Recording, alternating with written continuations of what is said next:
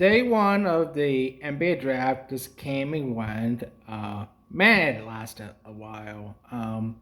Going this little past midnight here. We're talking day one, winners and losers, and just other thoughts in general. What's our thoughts, and then winners and losers. And then tomorrow I'll do a best available on Supper Channel. That'll be some point tomorrow morning.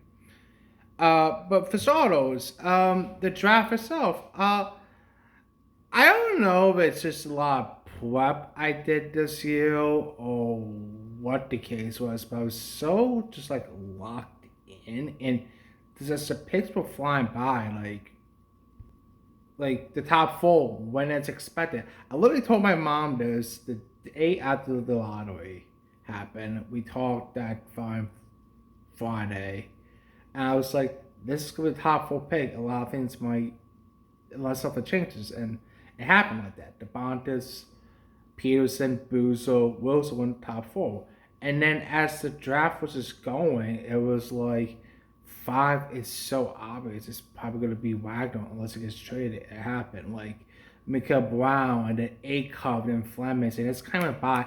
And then nine, because with Dusty making higher, I kind of figured one of the Michigan guys would go there. I wasn't exactly sure which one. I thought maybe it was really Don Mall because of Mike Smith's background of like in passing bigs, but then but Morris Johnson just like goes, and then it's like, okay. It's then because of the Bucks Heat trade, the Bucks could go with Berries and they could hold off the Nate Amon, who they were probably would have taken 10. They would take him 15. That happens. And then Yasa goes to 11 to Warriors, and Maul was 12. So it was just like, and then Steinbeck's won 14, and then 15 because of the slap philosophy by the new Bulls head of basketball operations, Bryson Graham. Dane Swan made a lot of sense. So it's just like when the picks was flying by, it was like I was just so locked in. So it was just really interesting. Just wanted to go by that, but um, so teams what I liked it, who teams what I like what they did, but it's kind of like not quite win, but I like what the Hawks did with their picks at 8 and 23. I think Flemings and the say Subi, to say John's big at 23. I thought that made a lot of sense. Defensive mind guys.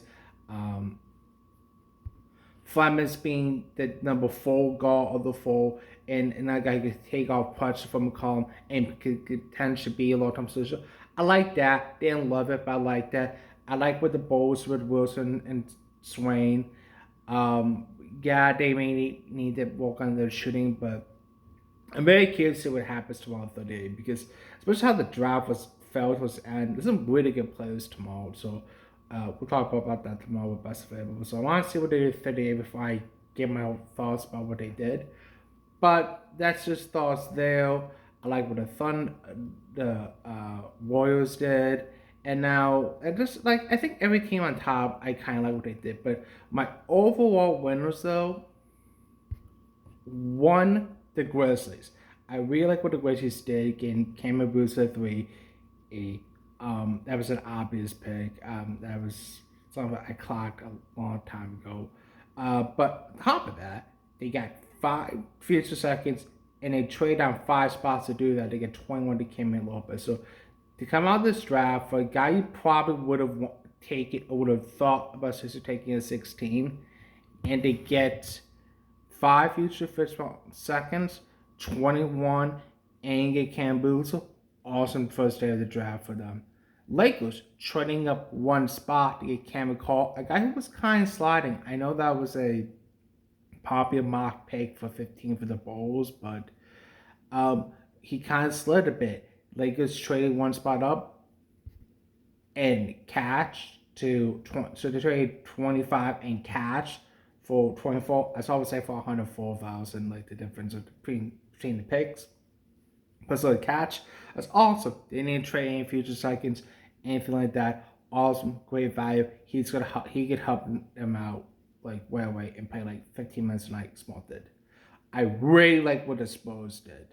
So they take the gamble of Jalen Quintus. For people don't know, Irvin Worley last 2 years ago for Arizona State gets injured, hurts his ACL, doesn't really play. He attempted to come back to Kentucky this past season, but just never looked right and never really got a chance to play. And he ends up staying in the draft where he maybe could have came back and helped his stock up, but suppose it's a gamble. I know there was medical concerns with him, but I mean, imagine him next to Victor in lineups. Man, that's awesome.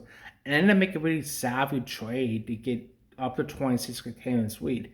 Like, watch the finals, it was obvious they'd struggle out with Victor on the court. And nothing against Luke Cornett. He did a really fine job. Times he did good, other times a little shaky, but they're like, we're not gonna deal with this problem again. We're gonna double down on this problem. And to trade 35 in 2 seconds to get 26 and to get Chaos Weed and to get Jay Quittens out of it this draft in the first round. I mean, awesome draft. I love it. Like, hey, we're not gonna have this problem happen again. And good job by the Spurs. 76ers, let me find love the trio of Maxey, Edgecombe, Fillion. That's awesome.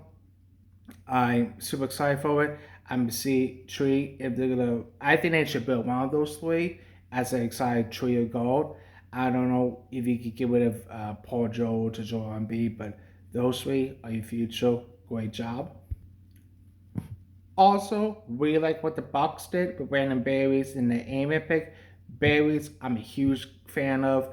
I personally think he's the best of those four guards I have in person. Number 5 is he can play a little on ball, but wait, he do more play off ball to kind of do the one-off screens, and the way that he can shoot all that stuff is awesome. I love players like that. That's a really hard trade to find players, and he's a little undersized, but he's a great shooter, great ball mover. So, like that.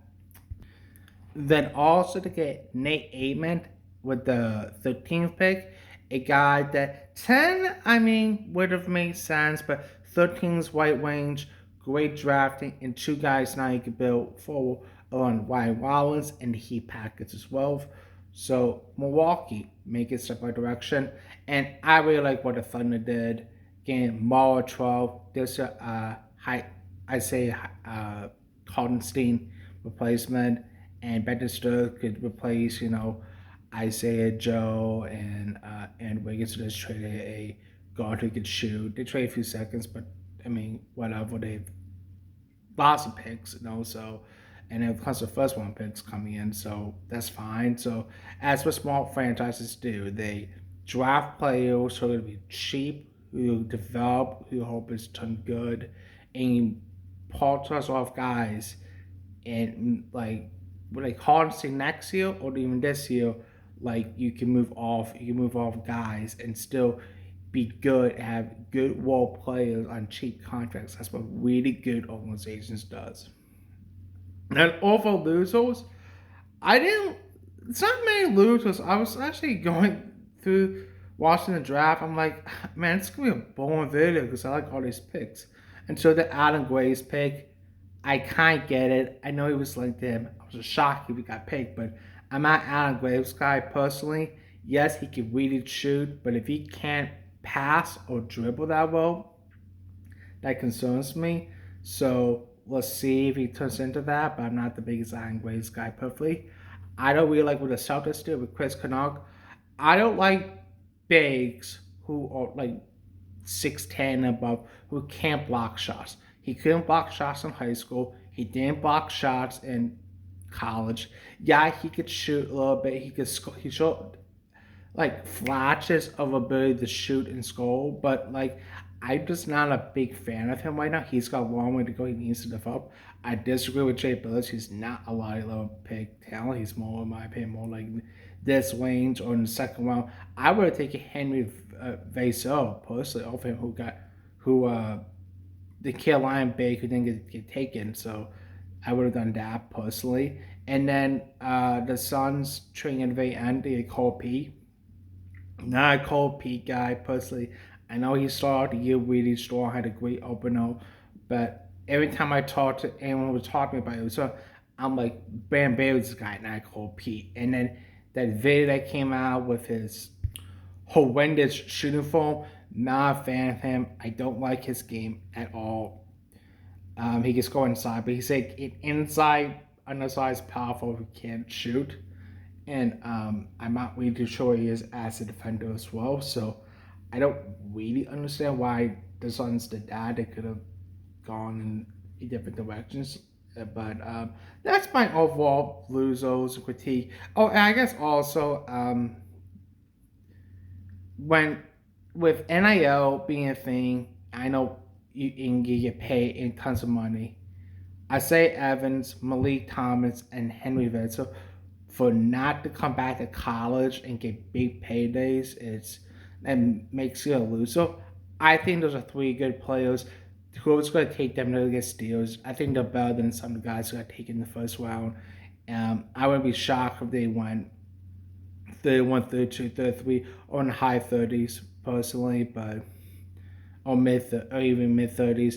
They're good players. I don't know why those guys exactly fell. The face of things would be confused. Isaac Evans is a good wing who could shoot at a high bit clip, and Malik Thomas is just a bucket getter who could really shoot. So yeah, a little confused why those guys didn't get drafted in the first round, but I mean that's a risk you get for declaring the draft. So hopefully it works out for them tomorrow and they have good careers. But that's my overall winners and losers.